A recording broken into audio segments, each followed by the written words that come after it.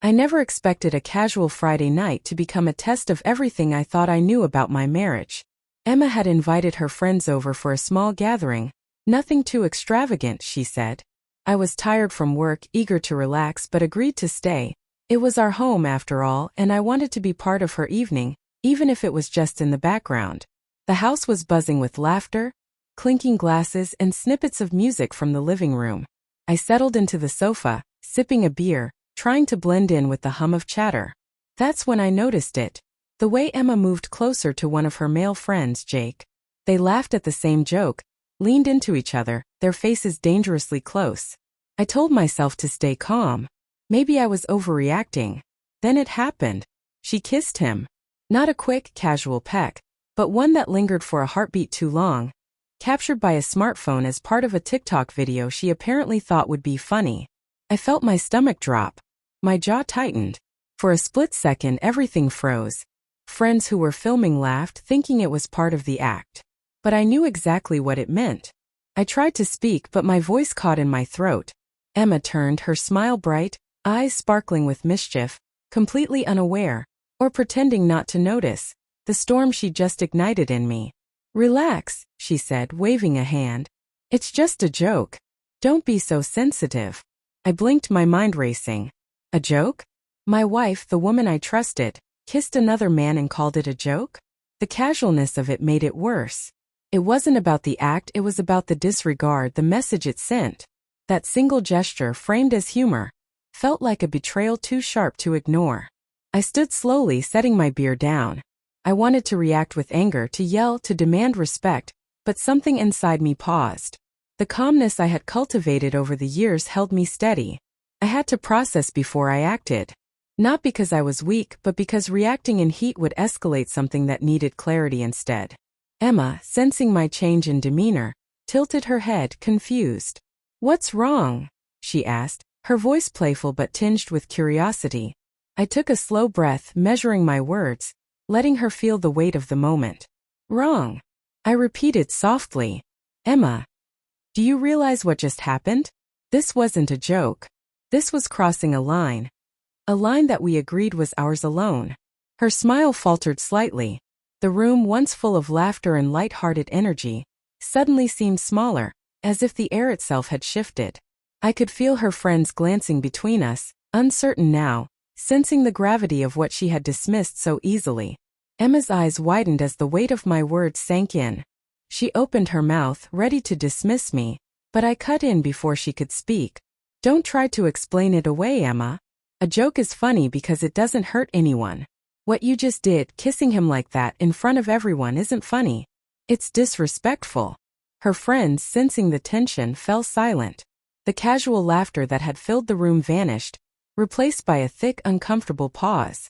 Emma's hand went to her mouth, a nervous gesture I hadn't seen before. "It's just for TikTok. Everyone does these silly challenges," she stammered, her voice unsteady. I shook my head slowly. "It's not about the challenge, Emma. It's about trust. About boundaries. About the fact that we promised each other that certain lines wouldn't be crossed, even in jest." My voice stayed calm, measured, deliberate. I didn't raise it. I didn't shout. But each word carried weight, precision, like a scalpel cutting through the excuses she had wrapped around herself. Emma's friends exchanged uneasy glances, realizing this wasn't the reaction they expected. I could see it in their eyes. They had assumed I'd laugh along or brush it off. But my composure, my unwavering calm, threw them off balance. They were speechless, not out of fear, but because they recognized the authority in my restraint. Emma swallowed hard, her playful demeanor crumbling. "You're overreacting," she whispered, trying to regain control of the narrative. I leaned forward slightly, keeping my gaze locked on hers. "No, I'm not. You don't get to call this overreacting. You chose to turn a line into a spectacle, and now you're responsible for facing it.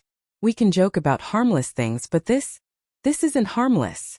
She trembled slightly, her eyes flicking around the room, searching for support from her friends. But I had already claimed the space with quiet certainty. I let a beat pass, letting her feel the impact of her actions without saying another word. The silence was more powerful than any shouting could have been.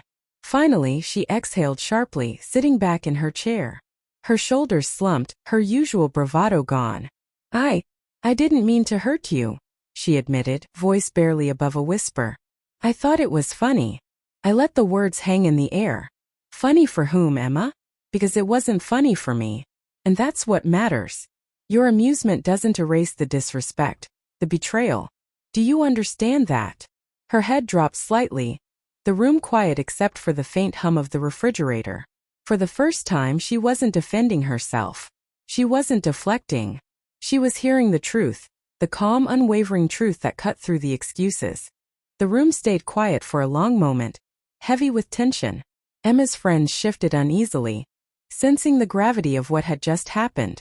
The playful energy that had dominated the evening was gone, replaced by a stillness that demanded attention. I didn't break the silence. I let it sit, letting the weight of the truth settle on her shoulders. Finally, I spoke, my voice low but firm. Emma, I love you. But love isn't permission to disregard boundaries, or to treat our relationship as a joke. A joke has consequences too, and this one crossed a line you can't just brush off. She looked up at me, tears threatening to spill, her mouth opening and closing as if searching for the right words. I thought it was harmless, she whispered, voice trembling. Harmless? I repeated softly. It wasn't harmless for me. And it wouldn't have been harmless if I had trusted someone else to respect what we have. The question isn't whether you meant harm.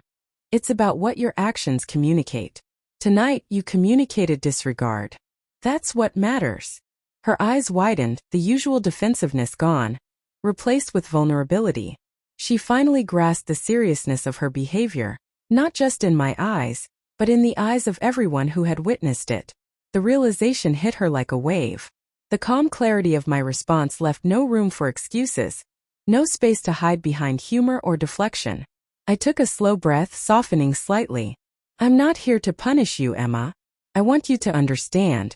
I want us to face this honestly, or it's going to fester. Do you understand that? She nodded slowly, her fingers twisting nervously in her lap. Yes, she admitted. I understand. I didn't think about it like that. I thought it was just a silly video. I didn't think about how it would make you feel. I reached across the table, my hand finding hers. Then remember this moment, I said quietly. Remember that love isn't just laughter and fun. It's respect. It's trust. And it's knowing when your actions affect someone else, even when you don't mean them to. Emma's shoulders slumped further, a sign of surrender and acknowledgement. The fire had burned out, replaced with reflection. She squeezed my hand gently, a silent promise that she understood, that she would try to do better. That night, we left the room together. Not as adversaries, but as partners confronting a truth too many couples ignore. Her joke had shattered the surface, but our calm, unwavering conversation rebuilt it stronger than before. I realized then that love doesn't always roar. It sometimes whispers with clarity, patience, and honesty, forcing the people you care about to see themselves and choose to change.